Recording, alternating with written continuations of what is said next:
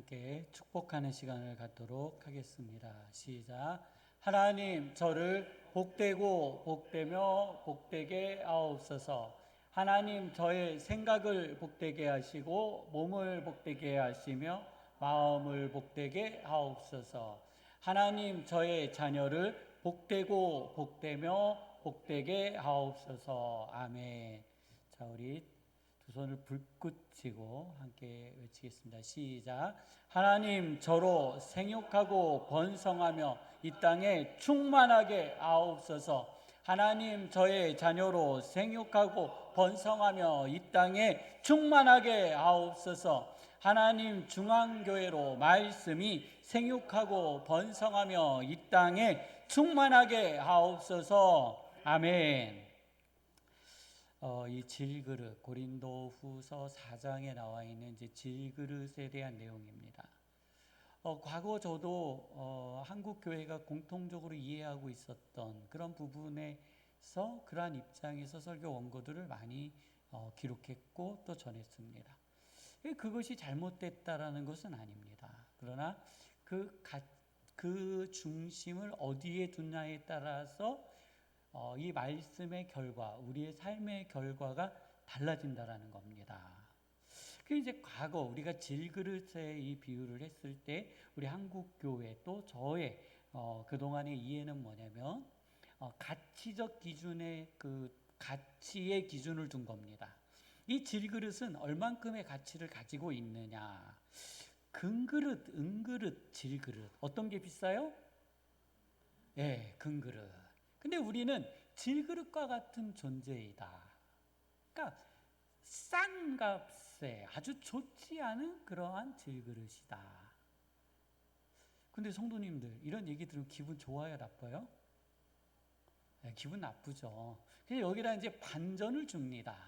이제 그래서 우리는 질그릇과 같은 존재인데 이제 보배가 들어옴으로써 우리는 황금 그릇이 된다. 우리 안에 무엇이 담기느냐에 따라서 우리는 달라진다 하고 많이 전했습니다. 그릇의 가치. 그래서 나는 질그릇과 같은 존재인데 내 안에 담겨 있는 것이 무엇이냐에 따라서 내 가치는 달라진다. 다 동의하시죠? 네. 다 우리가 그렇게 알고 그렇게 들었고 그렇게 설교해 왔습니다. 물론 저도 마찬가지입니다. 그렇게 전했습니다. 근데 과연 정말 그럴까요? 과연 정말 그럴까요? 이것을 가치적 기준에서 보는 것이 합당할까요? 뭐 과거의 그 방식이 잘못됐다라고 아니라고 제가 이미 전제하고 가는 겁니다. 근데 이거는 가치의 기준을 넘어야 됩니다.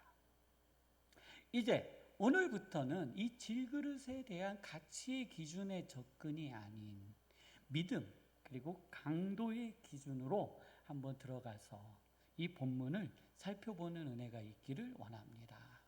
그래서 이제 오늘은 과거에 우리들이 보았던 금그릇, 은그릇, 흙그릇, 금수저, 은수저, 흙수저 그 숟가락 위에 뭐가 담기느냐에 따라 나는 금수저도 되고 은수저도 된다. 이제 이러한 자본주의적 개념 안에서의 본문이 아닌 성경 자체에서 주고자 하시는 바울 자체가 기록하고 있는 질그릇의 의미를 오늘 한번 우리들이 찾아가 보려고 합니다. 서초교사 자살로 선생님들의 교권 문제가 세상 밖으로 나왔습니다. 이 교실에서는요. 교사들이 학생들을 통제할 수 있는 권한이 이제 모두 다 상실됐습니다. 학교의 학생들이 우연히 문제 행동을 일으킵니다. 그때 하나를 발견하게 됩니다. 무엇을 발견하냐면 내가 문제 행동을 일으켜도 선생님이 나를 통제하지 않는다라는 거, 나를 교육하지 않는다라는 사실을 우연히 발견하게 됩니다. 그러면 이 아이는요, 어떻게 할까요? 더 그의 행동은 가격해지고 규범과 규칙을 벗어나는 행동을 더 하기 시작합니다. 학생은 선생님의 교육에 따르지 않습니다. 그것을 굉장히 자랑스러워하고 그리고 교육으로부터 일탈되어지는 것에 대한 자부심을 아이들은 갖습니다. 학교 교실에서는 다양한 사고와 사건들이 일어나고 있지만 교사들은 대처할 수 있는 능력이 없습니다. 이 상황이 너무 답답하지만 교실에 있는 성인, 교사가 실제적으로 성도님들 할 수 있는 것이 아무것도 없습니다. 두 학생이요, 운동장에서 싸우다가 분이 안 풀려가지고 교실에서 또 싸웁니다. 이 모습을 보다 못한 교사가 두 학생이 교실에서 싸우는데 보다 못한 교사가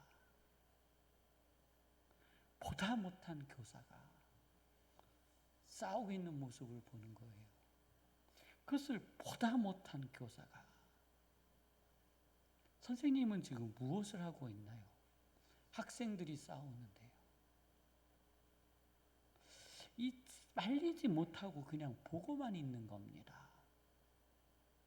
이 실제로 있는 일이었어요. 이 두 학생을 말린 사람은요, 그 교실의 학생들이었습니다. 그래도 잦아들지 않자 이 선생님이 보다 못해서 두 아이를 말려서 교육했습니다. 가해자 학부모가 교사를 아동학대로 신고했고 교사는 직위해제가 됐습니다.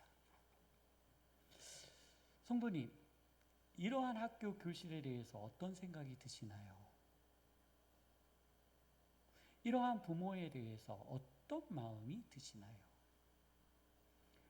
우리는 안 그렇다라고 이야기할 수 있을까요? 우리의 자녀들, 그리고 우리의 손주, 손녀들, 우리는 어떠한 모습으로 그들을 교실에 보내고 그리고 선생님들께서 우리 아이들을 교육하는 것에 대해서 어떻게 받아들이고 계시나요? 어떤 부모는 자신의 자녀가 같은 교실에서 다른 아이와 다른 차별화된 특별한 교육을 받기를 원하는 부모들이 의외로 많습니다. 그 교실에는 20명, 30명, 40명의 아이들이 있습니다. 근데 내 아이만 봐달라는 거예요. 이상하죠. 우리 아이는 육체적으로나 정신적으로 충격을 받으면 안 된다라는 생각을 가지고 있습니다. 그것은 아주 철저해요. 그래서 아이에게 노, 그만, 스톱 이런 말은 쓰면 안 된다라는 거예요. 그래서 우리 아이는요, 왕의 DNA를 가지고 있기 때문에 왕자처럼, 왕처럼 교육하라는 거예요. 부모, 선생님이 무릎을 꿇고 네, 라는 거죠. 그러면 다른 아이들은요, 바지를 내리고 뛰어다녀도, 소리치고 뛰어다녀도 그 아이를 자제시키면 안 되는 현실이 지금 우리의 교육 현장에서 이루어지고 있습니다. 왕의 DNA라는 말도 안 되는 이런 회계망측한 교육 방식이 이러한 사고방식을 가지고 있는 부모들에게 참 많은 위로를 주고 있습니다. 이 부모들은요, 우리의 자녀들이 깨지지 않고 다치지 않고 잘 자랐으면 좋겠다 하는 마음에서 시작되었을 것입니다. 그런데 성도님들, 정말로 그런 식으로 양육하면 우리의 자녀는 깨어지지 않을까요? 우리의 자녀는, 그렇게 교육받는 자녀는 다치지 않을까요? 제가 보기에는요, 더 빨리 깨지고 더 쉽게 다칠 거라고 저는 생각합니다. 그러한 식의 교육을 받은 친구들은요, 사회생활을 할 수가 없습니다. 어떻게 그러한 친구들이 세상에 나가서 사회생활을 할 수 있겠어요? 우리는 이런 극단적 현상을 보면서 나는 아니야. 나는 그런 생각을 가지고 있지 않아. 할 수 있습니다. 그러나 실제로 우리는 다른 곳에서 다른 방식으로 종종 그러한 의식을 가지고 있습니다. 나는 좀 특별한 사람, 너희들과 달라. 그러면서 상대를 무시하고 지나가는 경우들이 있습니다. 우리는 가치 기준적 개념에서 우리는 사회를 보고 우리의 자녀를 보고 우리를 보는 거예요. 그러다 보니 이러한 결과들이 드러나는 겁니다. 성도님들, 우리는 어떤 존재일까요? 우리의 자녀는 어떤 존재일까요? 우리가 잘하면, 우리가 이 사회에서 우리 아이들 잘 받들어주면, 왕의 DNA를 가지고 있는 아이들 잘 받들어서 공부시켜주면 그들은 깨어지지 않을까요? 그렇지 않을 겁니다. 오늘 본문에 바울은 우리는 보배를 가진 질그릇이다라고 표현하고 있습니다. 우리는, 성도는, 사람은 깨지기 쉬운 무엇이다라고요? 질그릇이다라는 거예요. 이 질그릇은 그냥 성도님들이 그동안 잘 들어서 아셨던 것처럼 그냥 막그릇입니다. 뭔가 치장하지 않고 꾸미지 않은 그냥 진흙을 그대로 그릇화해서 그냥 붙여놓은 겁니다. 불에다 구워서. 그래서 이 질그릇의 특징은 쉽게 깨진다라는 겁니다. 우리 주방에 그 비싼 유리그릇 있잖아요. 비싼 거일수록 어떻게 깨져요? 잘 깨집니다. 아차하는 순간에 그 접시 이가 나가고요. 막 깨져요. 이 질그릇이 그런 거예요. 그냥 잠시만 잘못 써도 깨지기 쉬운 그릇이라는 거예요. 우리는 어떤 존재? 깨지기 쉬운 존재, 부셔지기 쉬운 존재. 금그릇, 은그릇, 녹그릇은요 깨지지 않습니다. 단단합니다.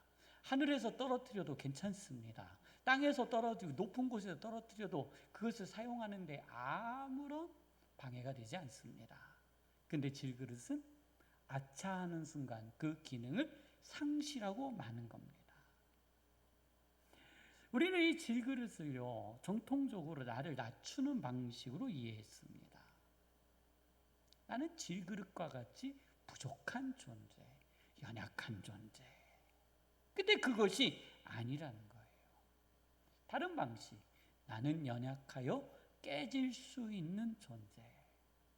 나는 부족해서 작은 충격에도 깨질 수 있는 존재라고 바울은 기록하고 있습니다.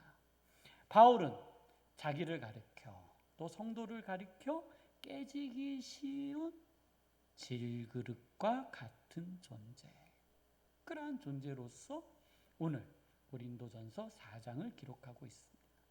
자기를 질그릇이라고 이야기하는, 깨지기 쉬운 존재라고 하는 이 바울에 대해서 오늘 좀 깊이 있게 알아보려고 합니다. 바울은 주후 5년에 태어난 것으로 추측되어집니다. 그러니까 예수님께서 태어나신 이후 5년 정도에 태어난 것으로 추측되어지고 그의 나이 39살 정도에 다메섹에서 회심 사건을 경험하게 되고 46세 될 때에 제1차 예루살렘을 방문하게 되고 56세 정도에 소아시아 그리스에서 선교를 했고 제2차 예루살렘을 방문했고 64세에서 65세 사이에 로마로 송환이 되어졌고 63세 정도에 순교했습니다.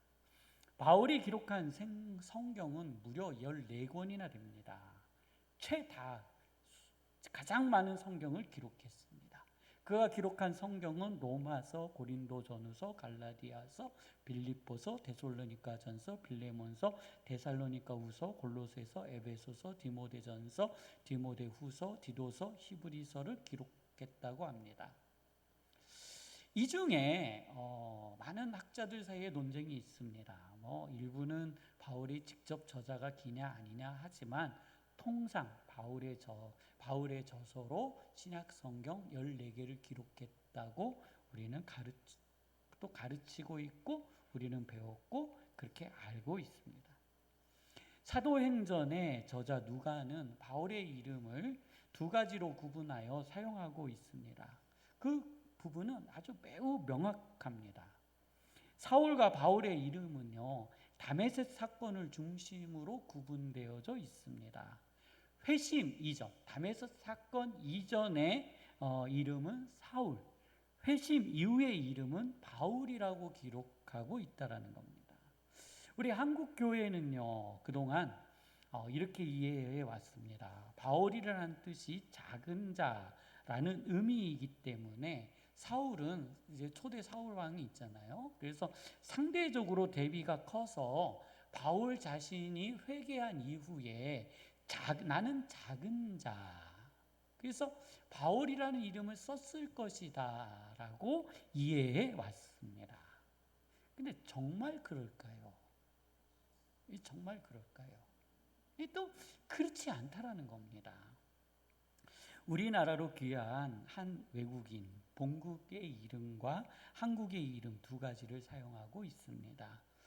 성도님들이 잘 아실 만한 미국에서 한국으로 귀한 로버트 할리라는 사람이 있습니다.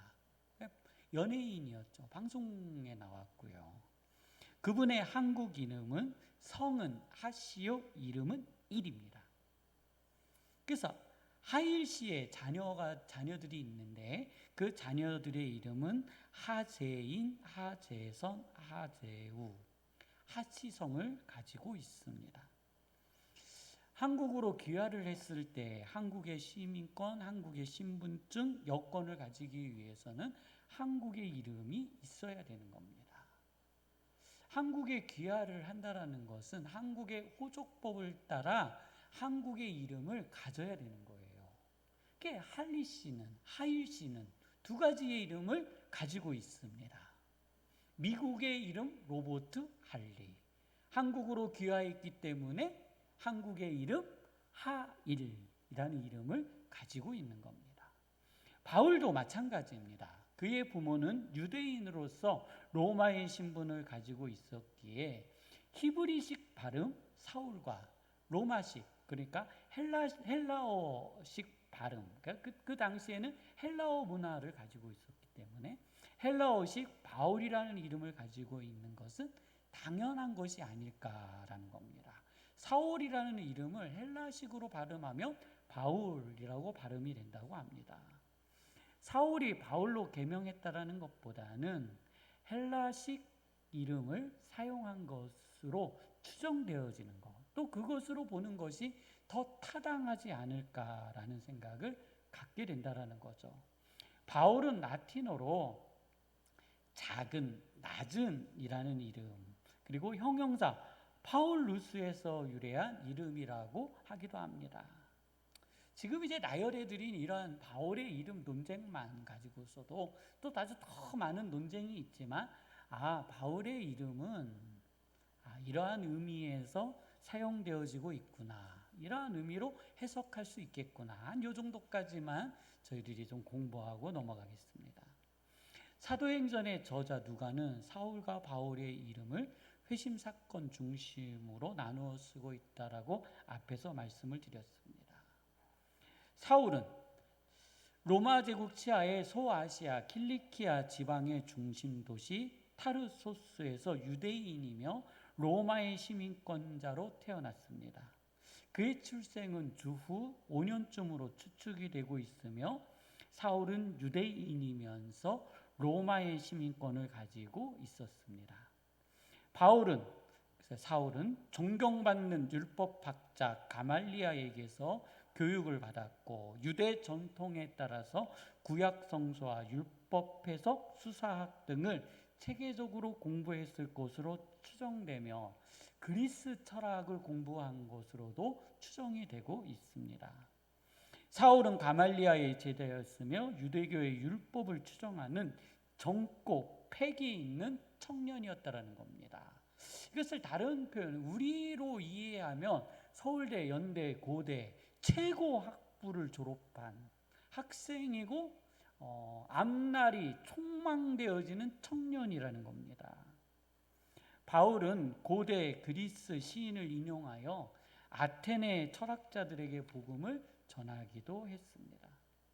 바울은 유대교적 전통의 가문을 가지고 있었고 당시 최고의 권력을 가진 로마의 시민권을 가지고 있었을 뿐만 아니라 유대교 전통의 최고 교사인 가말리아로부터 교육을 받았고 예루살렘의 정치인들, 제사장, 바리새인들로부터 신망을 받고 있는 아주 대단한 젊은이였습니다.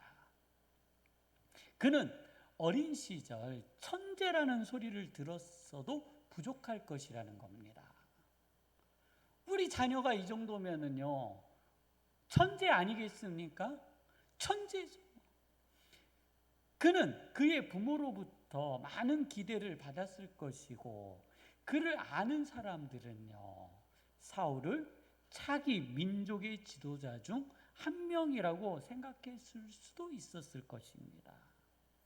철옹성 같은 그의 신분증, 철옹성 같은 그의 학벌, 철옹성 같은 그의 가문, 무엇 하나 그에게는 부족한 것이 없었습니다. 그냥 오늘 우리의 말로 하면 금수저입니다. 그런 바울이 자신을 가리켜 이렇게 표현합니다. 나는 질그릇입니다. 나는 질그릇입니다. 우리는 이 바울의 질그릇 사상에 대해서 좀 더 알아봐야 합니다. 바울이 자기 자신을 가리켜 질그릇이라고 한 표현은 다메섹 사건을 통해서 다메섹 사건을 중심으로 해서 이루어진 표현이기도 합니다. 바울은 고린도 후서, 오늘 저희들이 읽은 그 앞장 4장의 그대로 자신의 간증을 잘 기록해 놓았습니다. 한번 보겠습니다. 바울은 자신을 질그릇이라 하였고, 자신의 질그릇 안에 무엇이 담겼다고요? 보배가 담겼다고 했어요. 자, 질그릇 안에 무엇이 담겼다고요? 보배가 담겼다고 했어요. 우리는 이 보배를 좀 찾아봐야 합니다. 바울은 무엇을 보배라 하였을까? 첫 번째 보배는 직분, 두 번째 보배는 진리, 세 번째 보배는 복음의 빛이라 했습니다. 첫 번째 직분은 고린도전서 4장 1절에 이렇게 기록했습니다. 그러므로 우리가 이 직분을 받아 국률하심을 입은 대로 낙심하지 아니하고 했어요. 두 번째 보배는 진리입니다. 고린도후서 4장 2절에 이렇게 기록했습니다. 이에 숨은 부끄러움의 일을 버리고 속임으로 행하지 아니하며 하나님의 말씀을 혼잡하게 하지 아니하고 오직 진리를 나타내므로 하나님 앞에서 각 사람의 양심에 대하여 스스로 추천하노라. 그래서 오직 진리를 나타내므로. 두 번째 보배는 뭐라고요? 진리라고 기록했습니다. 세 번째 보배는 복음의 빛입니다. 그 3절로 6절까지 표현되어 있습니다. 제가 봉독해 드리겠습니다. 만일 우리의 복음이 가리었으면 망하는 자들에게 가리어진 것이라. 그 중에 이 세상의 신이 믿지 아니하는 자들의 마음을 혼미하게 하여 그리스도의 영광의 복음의 광채가 비치지 못하게 함이니 그리스도는 하나님의 형상이니라. 우리는 우리를 전파하는 것이 아니라 오직 그리스도 예수의 주 되신 것과 또 예수를 위하여 우리가 너희의 종된 것을 전파함이라.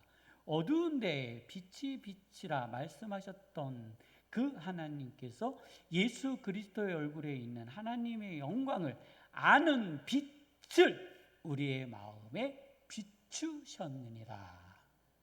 자, 바울은 다메섹에서 어떠한 예수님을 만났냐면 빛의 예수님을 만난 겁니다. 그래서 그 빛이 자신 안에 들어왔다라는 거예요.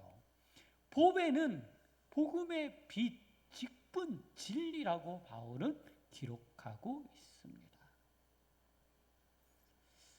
이 보배가 우리 안에 담겨져 있느냐, 담겨져 있지 않느냐는 우리가 그리스도인이냐, 비그리스도인이냐로 명확하게 구분할 수 있습니다.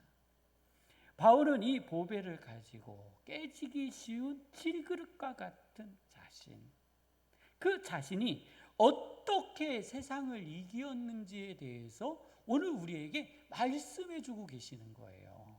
오늘 봉독했던 8절과 9절, 10절입니다.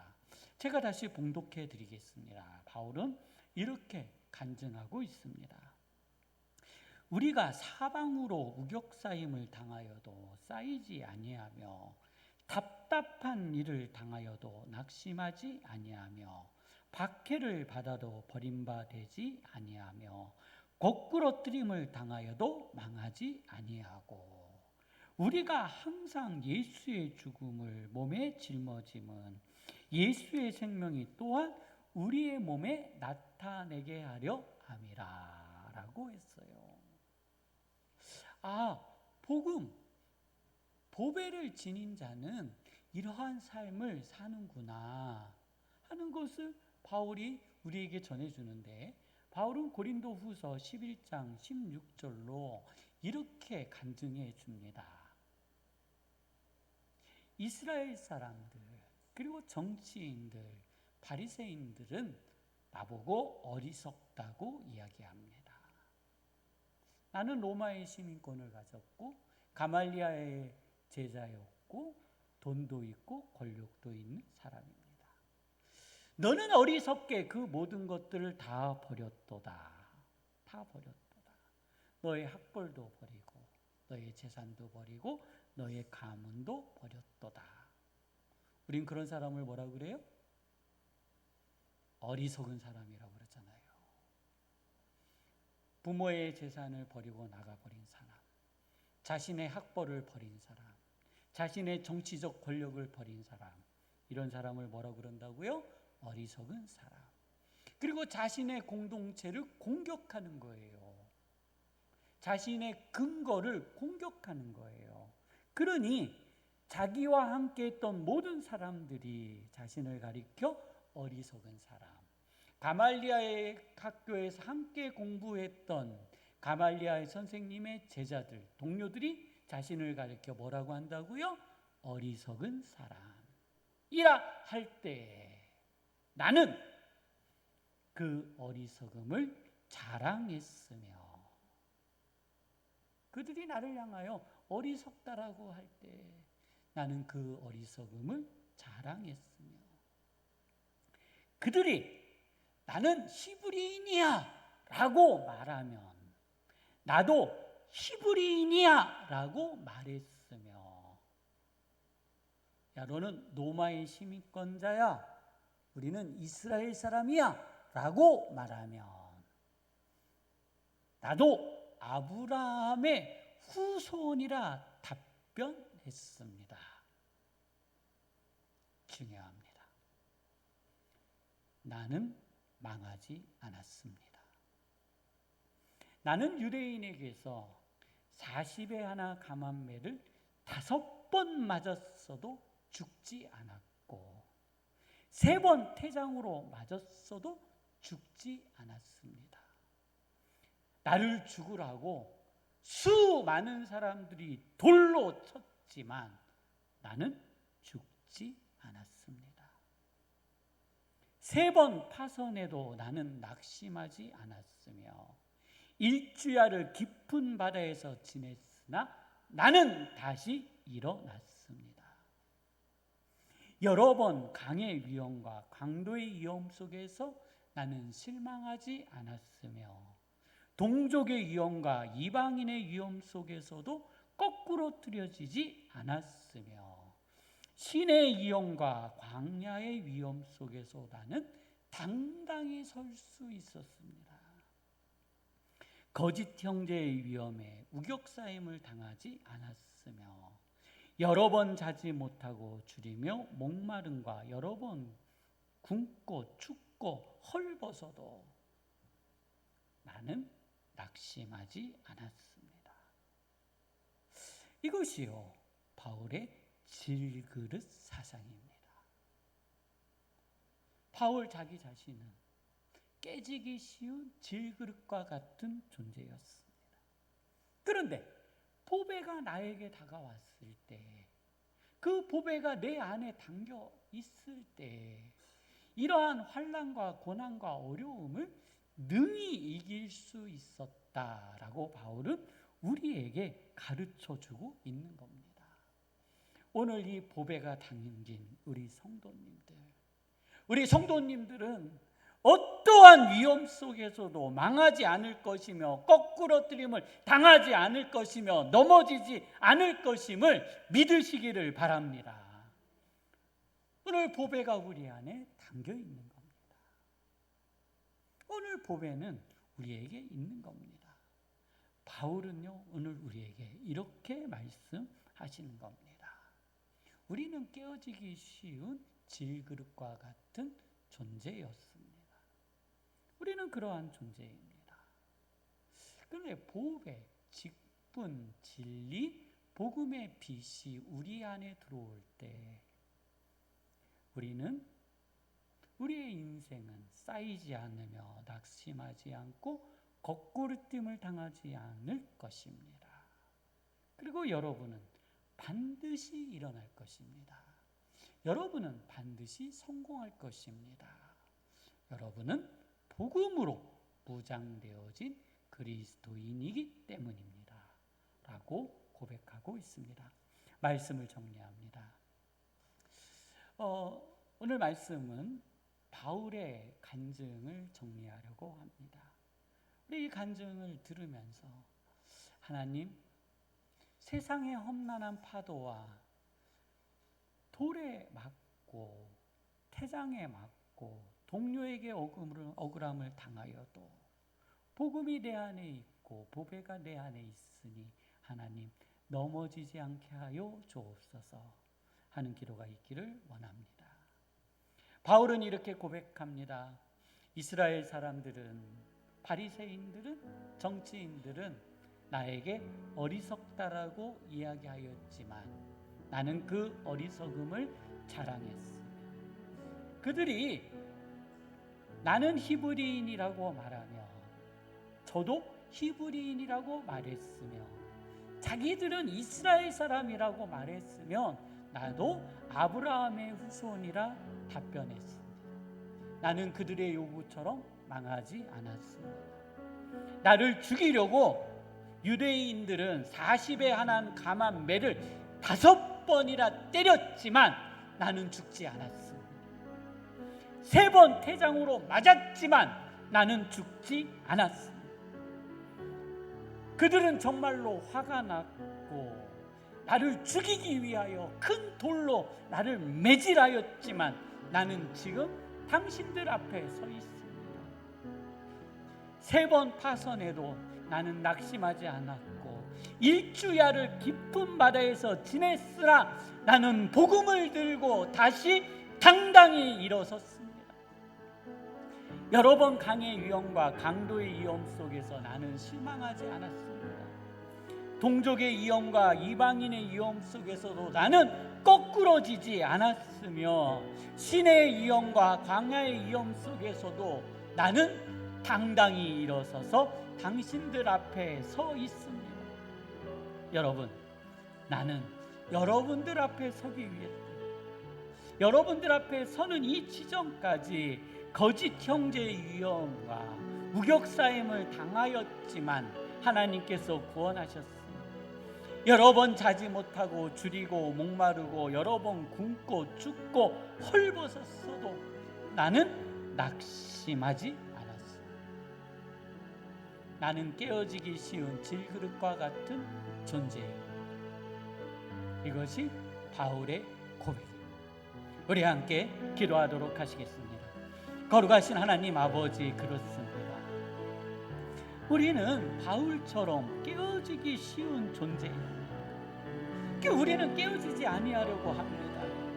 우리 스스로 깨어지지 않기 위하여 부단히 노력하지만 작은 것에, 작은 일에 깨어지는 연약한 존재, 이러한 연약한 존재의 보배 예수 그리스도의 능력이 저희 안에 임함으로 어떠한 환난과 고난과 어려움이 닥쳐올지라도 우리는 깨어지지 아니하고 넘어지지 아니하고 슬퍼하지 아니하고 고통받지 아니하고 하나님 아버지, 다시금 당당히 일어서는 존재라 바울은 우리에게 말씀하여 주고 계십니다. 오늘 바울을 통하여 하나님께서 저희에게 말씀하여 주십니다. 내가 너와 함께함으로 너는 절대 깨어지지 아니하며 당당히 일어설 것이라 저희를 위로하여 주고 계십니다. 하나님, 이 힘든 세상에서, 이 어려운 세상에서 바울처럼, 하나님 모세처럼, 아브라함처럼 당당히 일어서게 하여 주옵소서. 이 모든 은혜가 저희 안에 임한 것에 감사드리며 예수님의 이름으로 기도드립니다.